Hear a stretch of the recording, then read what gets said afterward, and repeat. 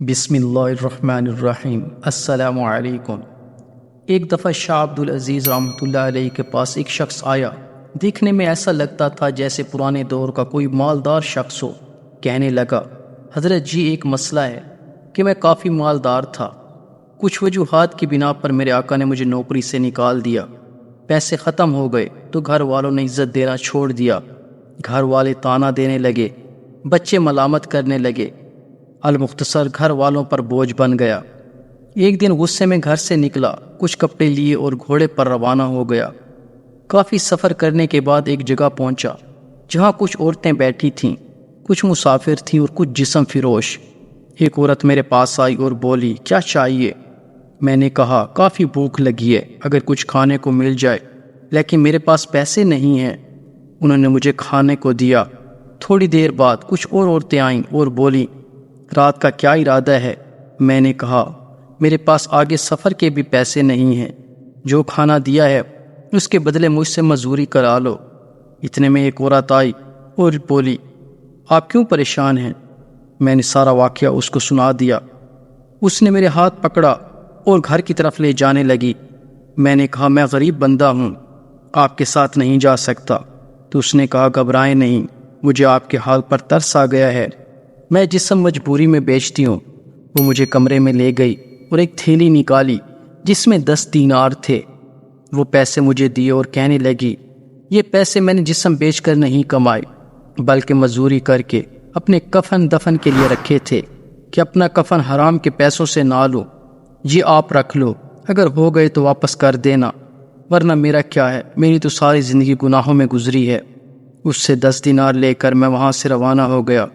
ایک جگہ ایک امیر آدمی مل گیا، اس کو کام کا کہا تو اس نے کہا، کیا کام کر سکتے ہو؟ میں نے کہا، ہر کام کر سکتا ہوں۔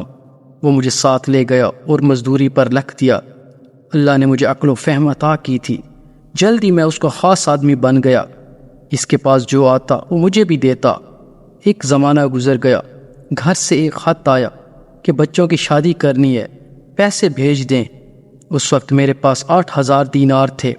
میں اپنے آقا سے اجازت مانگ کر گھر کے لیے نکل پڑا۔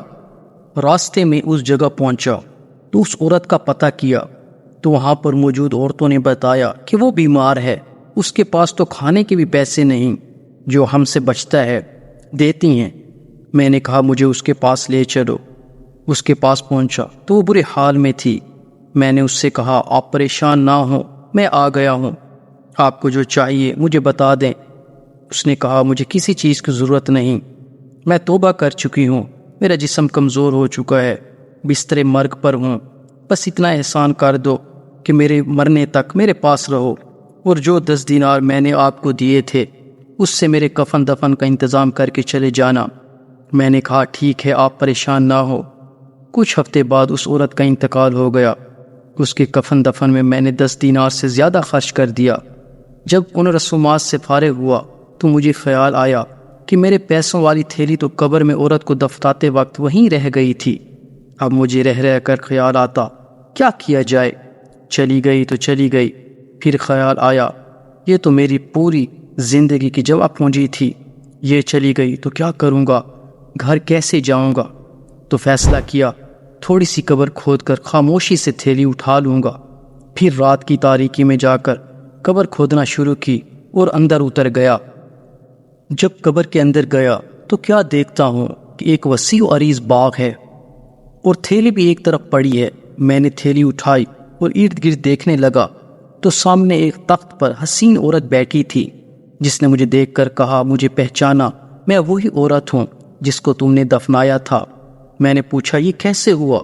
تو وہ بولی، میں نے ساری عمر اپنا جسم بیچا، اللہ تعالیٰ کا سامنا کرتے ہوئے مجھے شرم آتی تھی کہ میرا گندا جسم اس قابل نہیں کہ اللہ کے سامنے کھڑی ہو سکوں۔ اس پر اللہ رب العزت نے فرمایا، آج شرمانا نہیں، آپ نے میرے نام پر غیرت کی، میرے مجبور بندے کی مدد کی، آج 10 دینار کے بدلے میں نے تم کو جنت عطا کی۔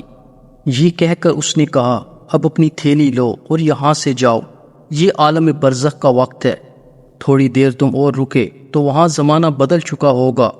وہ شخص کہتا تھا کہ میں دنیا کے وقت کے مطابق کم و بیش 10-15 منٹ ہی قبر میں رکا ہوں گا، لیکن جب میں قبر سے نکلا تو کائنات ہی بدل چکی تھی، نہ وہ شہر، نہ وہ گلیاں، نہ وہ لوگ۔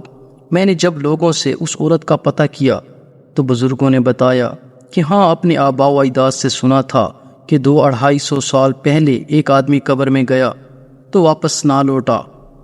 تو اس شخص نے کہا، میں ہی وہ آدمی ہوں۔ لوگوں نے جب میری باتیں سنی تو مجھے پاگل سمجھنے لگے۔ آخر کچھ لوگ مجھے پکڑ کر آپ رحمۃ اللہ علیہ کے پاس لے آئے ہیں۔ شاہ عبد العزیز محدث دہلوی رحمۃ اللہ علیہ نے اس آدمی سے اس کی تمام آپ بیتی سنی تو سمجھ گئے کہ یہ کون آدمی ہے۔ یہ اس عورت کی قبر میں چلا گیا اور اللہ نے اس کی اصل حالت اور اصل مقام کو اس پر ظاہر کر دیا۔ یہ بھی ہر ایک کے لیے نہیں ہو سکتا۔ حضرت صاحب نے اس کو مشورہ دیا کہ تم یہاں سے مکہ چلے جاؤ اور ان لوگوں کے درمیان رہے تو پاگل ہو جاؤ گے۔ یہ نہ تم کو سمجھ سکتے ہیں اور نہ تم ان کو۔ یہ اللہ رب العزت کا عجیب نظام ہے۔ ہم اس عالم دنیا میں رہتے ہوئے بھی ساری باتوں کو سمجھ نہیں سکتے۔ ہم پردوں کے درمیان رہتے ہیں، پردوں کے پیچھے پردہ غیب میں کیا کچھ موجود ہے، اللہ کی قدرت کیسے کار فرما ہے، انسان اس کی حقیقت کو نہیں سمجھ سکتا۔